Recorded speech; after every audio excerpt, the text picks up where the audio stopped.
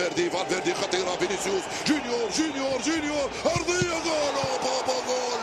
Alors, c'est qui les boss? Je vous ai dit quoi les amis? Peu importe la difficulté dans laquelle nous sommes, on finit toujours par se relever. On est le Real Madrid. J'ai vu plein de Madrilènes dans les commentaires la dernière fois dans mon débrief. Voilà, qui ont sous-estimé le Real Madrid. Ils ont douté du Real Madrid. En tant que Madrilène, tu ne peux pas douter du Real Madrid. Surtout face à Manchester City contre qui on a déjà perdu. Ils nous ont déjà humiliés la saison dernière. 4-0. Vous pensez vraiment qu'une fois qu'on est mort, on peut mourir une deuxième fois? Jamais. Et surtout quand tu t'appelles le Real Madrid. Jude Bellingham l'avait dit en conférence de presse hier parce que même les journalistes doutaient de nous. On l'a demandé qui est le favori pour lui. Voilà, il a dit, je ne connais pas le favori, mais la seule chose que je connais, c'est qu'on est le Real Madrid. Et exactement, on est les Kings. On est le Real Madrid. Aujourd'hui, on l'a prouvé. Malgré la difficulté dans laquelle nous avons été aujourd'hui. D'ailleurs, Carlo Ancelotti, toutes mes félicitations à toi pour cette victoire. Cependant, j'ai un petit mot à te faire passer. J'espère que c'est la dernière fois que tu nous fais jouer comme ça. Je ne sais pas c'est quel esprit de Simeone qui est rentré dans ton corps. Quel esprit d'Atlético de Madrid qui est rentré dans ton corps pour nous faire jouer comme ça aujourd'hui. C'est quelle tactique ça encore? On a défendu pendant 120 minutes et le pire c'est que tu fais ça face à Manchester City. Mais c'est du suicide. Ça c'est du suicide. Comment tu peux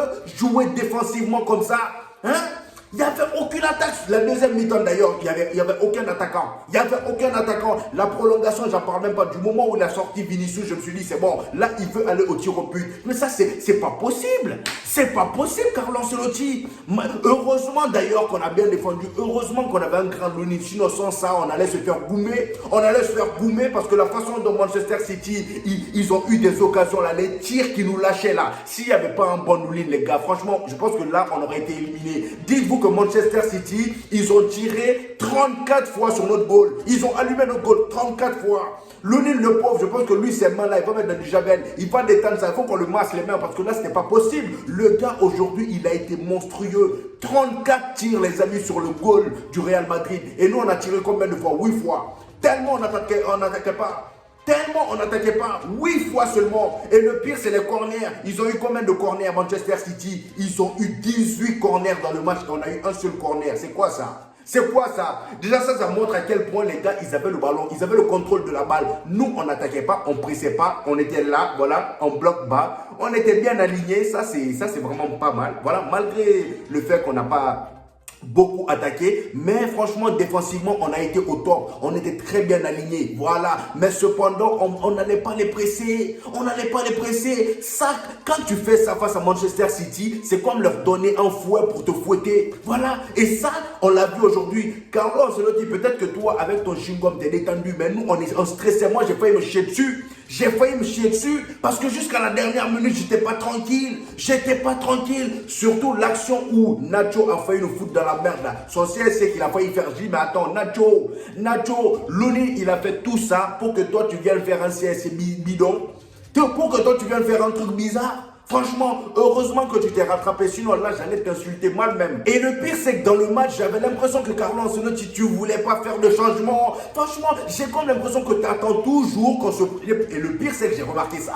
La plupart des matchs avec Carlo Ancelotti, il attend toujours quand on se prend un but pour faire des changements. Il a attendu la 80e minute pour faire rentrer Modric. Fallait faire rentrer Modric. Avec Modric au moins, on aurait pu garder un peu plus le ballon parce que lui, c'est un joueur de ballon.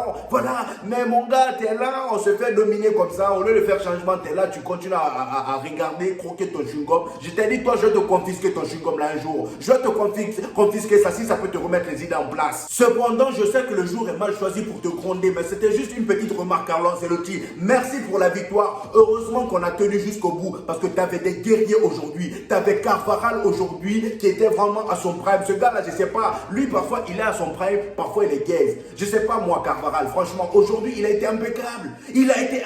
Surtout sur le but de Rodrigo. Regardez-moi la passe qu'il lâche à Vinicius. Il a été incroyable aujourd'hui, le capitaine. Hein? Monsieur Carvajal, masterclass aujourd'hui. Rudiger, aujourd'hui, encore une fois, il a été le boss. Cependant, Rudiger, j'ai trouvé qu'il a un peu lâché Monsieur Erling Haaland aujourd'hui. Mais malgré ça, ça, Erling Haaland a quand même eu le moyen, il a quand même trouvé le moyen d'être nul. Erling Haaland a quand même trouvé le moyen d'être fantomatique aujourd'hui, malgré que Rudiger l'a un peu libéré aujourd'hui. Par contre, contrairement à la dernière fois, il avait quelques occasions, des coups de tête ratés par-ci par-là, il a même touché la barre de poteau à un moment. Franchement, je pense que là, aujourd'hui, Rudiger l'a laissé un peu respirer, mais sans toutefois abuser, parce que Nacho et Rudiger, franchement, aujourd'hui, défensivement, il n'y a rien à dire. Malgré la boulette que tu as failli faire, Nacho, il n'y a pas de souci. Aujourd'hui, tu as été impeccable. Avant de parler de Rodrigo, avant de parler de nos attaquants à nous, c'est-à-dire les attaquants du Real Madrid, Rodrigo, Vinicius, Jude Bellingham, Valverde, Toni Kroos, Camavinga, tout ça, avant de parler de ceux-là, j'ai envie de parler de Manchester City, les gars, parce que ces gens-là, il faut vraiment parler d'eux. Je ne sais pas ce que Pep Guardiola fait à ses joueurs, je ne sais pas ce que ces gens-là mangent à l'entraînement, mais comment on peut être aussi méchant? J'avais l'impression qu'ils ne se fatiguaient pas.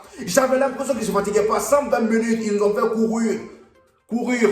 Ils nous ont fait courir. 120 minutes, ça me fait même perdre mon français. Franchement, 120 minutes, 15 km. Monsieur Jude Bellingham, il a couru. À la fin, il a dit, je suis fatigué. Il a parlé en anglais, le poteau. Il a dit, I'm tired. Il a couru 15 km pendant tout le match. C'est énorme. C'est énorme. Manchester City, eux, ils étaient là, ils jouaient tranquillement 120 minutes. J'avais l'impression que voilà, ils n'étaient pas fatigués. Tout allait bien. Tout allait bien pour eux. Pep Guardiola, t'es mauvais. Pep Guardiola, t'es mauvais. Et comme si ça ne suffisait pas, il fait rentrer Doku. Déjà, il y avait le blanc là qui traumatisait notre Lunin. Parce qu'aujourd'hui, j'avais comme l'impression que le match était entre Lunin et De Bruyne. Tellement De Bruyne allumait notre goal. Heureusement que Lunin a bien répondu jusqu'au tir au but. Mais franchement, l'entrée de Doku là, ça a failli nous tuer. L'entrée de Doku, ça a failli nous fumer. Le poteau, j'ai comme l'impression qu'il a un vibrateur en lui. Quand il rentre, il n'est jamais tranquille.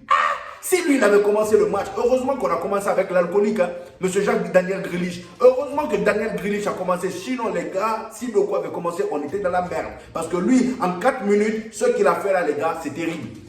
En 4 minutes, ce qu'il a fait, c'est terrible. Le poteau, il est remuant. Il est trop remuant. Le gars, à chaque fois qu'il avait le ballon, c'était danger. À chaque fois qu'il avait le ballon, il était inarrêtable. Franchement, comment on peut être comme ça? Franchement, la Belgique aujourd'hui, ils nous ont foutu dans la... Franchement, ils m'ont fait souffrir. Ils m'ont fait souffrir. Moi, j'ai d'ailleurs trouvé leur défense un peu fébrile aujourd'hui, contrairement au match aller. Vardiol était moins présent, voilà. Et c'est seulement Walker qui était un peu, on va dire, présent dans ses duels avec Vinicius. Parce que Vinicius, voilà, on va se dire la vérité. Il a quand même eu un peu de mal avec Walker cette fois-ci. Voilà. Bah, surtout dans les courses, à chaque fois que les deux partaient chercher le ballon, Walker était toujours plus rapide, toujours plus costaud. Bon, il est costaud, hein, ça se voit. Mais en tout cas, dans la vitesse, il bouffait toujours Vinicius. Il a fait un très très bon match, Walker, aujourd'hui. Franchement, ça je peux pas lui enlever. Maintenant, du côté du Real Madrid, les gars, il va falloir qu'on parle sérieusement du cas Rodrigo. Parce que Rodrigo, je veux bien qu'il y ait des haineux qui veulent le voir partir. Je veux bien qu'il y a des gros suceurs, comme le dit Neymar, il y a des gros suceurs de Kylian Mbappé qui veulent voir partir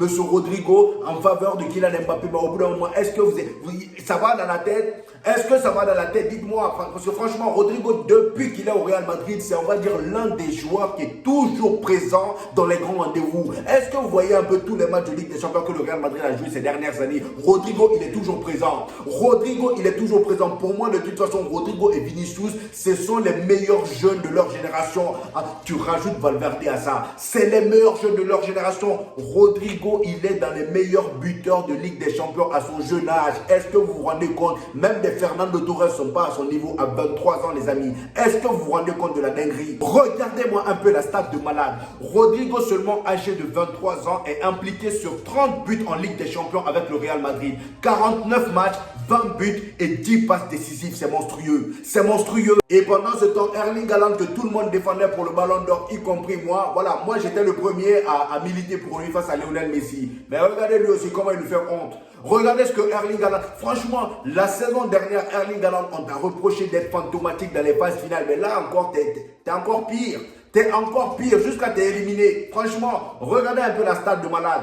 Il a fallu 37 minutes à Erling Haaland pour réussir une passe ce soir. Il a fallu 37 minutes. Avant ces 37 minutes-là, zéro passe.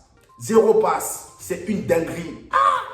Est-ce qu'on peut être nul comme ça? Je sais que le Real Madrid, défensivement, on était solide. Tu avais Rudiger derrière toi. Mais aujourd'hui, tu as un peu laissé respirer. Même ça, tu étais incapable de faire une passe. Et en parlant d'Erling Haaland, je le voyais un peu discuter avec M. Jude Bellingham parce qu'on sait tous qu'ils sont amis depuis Borussia Dortmund. Jude Bellingham, il y a plein de gens qui disent que le poteau, il n'a pas été terrible aujourd'hui. Mais les gars, je pense que vous avez mal regardé le match. Moi, j'ai trouvé Jude Bellingham très très bon. Seulement que Jude Bellingham, aujourd'hui, il ne pouvait pas trop se dévoiler. Aujourd'hui, il ne pouvait pas vraiment faire son vrai jeu, voilà, offensivement parlant. Parce que le match, voilà, le jeu du Real Madrid était défensif aujourd'hui. Carlo Ancelotti a décidé de prendre l'esprit et l'idéologie de Simeone, voilà, pour foutre ça dans son crâne. Voilà, c'est pour ça que Jude Bellingham, aujourd'hui, on ne le voyait pas très beaucoup offensivement. Cependant, les contrôles qu'il lâchait au milieu de terrain, les gars, étaient juste surnaturels. C'était des contrôles à la Zinedine Zidane. Je pense que lui, il a regardé la vidéo de Zinedine Zidane où il explique comment il fait ses contrôles. Parce que c'était tellement propre et classe. J'ai vu du Zidane directement sur le terrain. Et comment parler de ce match du Real Madrid sans parler de Toni Kroos? La sérénité à l'état pur. Toni Kroos, hein? Toni Kroos, Camavinga, Valverde, ces trois-là, franchement, on est refait. Bon, Toni Kroos, il va le laisser parce que lui, c'est un adulte. C'est un vétéran maintenant. Lui, il va nous laisser. Mais franchement, les gars, Toni Kroos, Valverde lui-même, à chaque mois, j'ai l'impression de dire la même chose. Tellement le gars, il n'y a pas un match où il est nul. Il n'y a pas un match où Valverde, il fait n'importe quoi. En tout cas, Toni Kroos, aujourd'hui, dans les sorties de balles, il a vraiment été incroyable. La sérénité, il panique pas. Voilà, il fait toujours la bonne passe quand il faut. Franchement, le gars, rien à dire. Et dites-vous, les amis, que sur les 14 dernières éditions de Ligue des Champions, le Real Madrid a atteint les demi-finales 12 fois. Yeah! Est-ce que vous vous rendez compte un peu, s'il vous plaît? Sur les 14 éditions de Ligue des Champions, le Real Madrid a atteint les demi-finales 12 fois. Non, mais là c'est même pas une dictature. Là. Je pense que Mobutu, le Real Madrid est fait pour lui. Déjà que le Real Madrid, on fait la dictature sur l'Europe. Alors Mobutu, lui, vu qu'il fait la dictature au Paris Saint-Germain, il vient dans un club qui le ressemble. Voilà. Mais sauf que là, il va devoir se calmer parce que quand tu viens dans un club de dictature, voilà, il y a des dictatures à l'intérieur. Tu vas trouver Jude Bellingham, il va te gifler, tu vas te calmer. Et la demi-finale, les amis, de cette année se jouera face au Bayern Munich. Parce que oui, le Bayern Munich a gagné 1-0 face à Arsenal. Arsenal, c'est fraude là. Voilà. Eux, chaque année, ils vont rêver leurs supporters pour au final taper poteau à la fin. J'ai comme l'impression que chaque année, c'est le même scénario. Chaque année, c'est le même scénario. Encore une fois, ils se sont fait éliminer par le grand Bayern Munich. En tout cas, là, on va faire... Et dites-vous, la bonne nouvelle, les amis, c'est que le match retour face au Bayern Munich sera au Santiago Bernabéu. C'est là on va les laver. C'est là on va les corriger. En tout cas, très très belle. Franchement, les quarts de finale étaient incroyables. On avait des matchs, des bangers, que ce soit le match du Barça. Voilà, Xavi qui pleure, Xavi qui casse tout. Voilà, il se prend des cartons rouges. Franchement, le Barça, j'ai pitié de vous parfois. J'ai comme l'impression que vous, en termes de coach, cette année, vous n'avez pas été... franchement, vous n'avez pas eu de la chance, hein. Vous avez un Xavi qui prend des cartons rouges, tout va. Le poteau qui le remplace aussi, lui aussi, même chose. Franchement, j'ai pitié de vous. J'ai pitié de vous. Bon courage et j'espère que ça va bien aller. Nous, en tout cas, on se dirige vers la demi-finale. On se retrouve en Liga ce week-end, les amis. Parce que oui, le dimanche, les amis, il y a le Classico. On va encore laver les voisins. On va laver les Barcelonais, les amis. Franchement, ça va faire plaisir de les laver un peu. Ça fait un moment. Jude Bellingham va entraîner un peu ses pieds parce que ça fait un moment aussi que lui aussi n'a pas marqué des tirs de loin. Ça va faire plaisir encore une fois. Bref, les amis, c'était tout pour aujourd'hui. Donnez-moi vos avis en commentaire. En ce moment, je réponds à tout le monde. Je suis en roue libre, les amis. Vous-même, vous voyez dans les commentaires. Je rate aucun commentaire. Lâchez un petit pouce bleu pour aider au référencement. Et on se retrouve pour l'avant-match du Classico. Parce que oui, c'est dimanche, les amis. Préparez-vous, les Barcelonais. Préparez-vous, ça va chauffer. On va taper du voisin. Donc voilà les amis, on se retrouve au prochain épisode. Peace.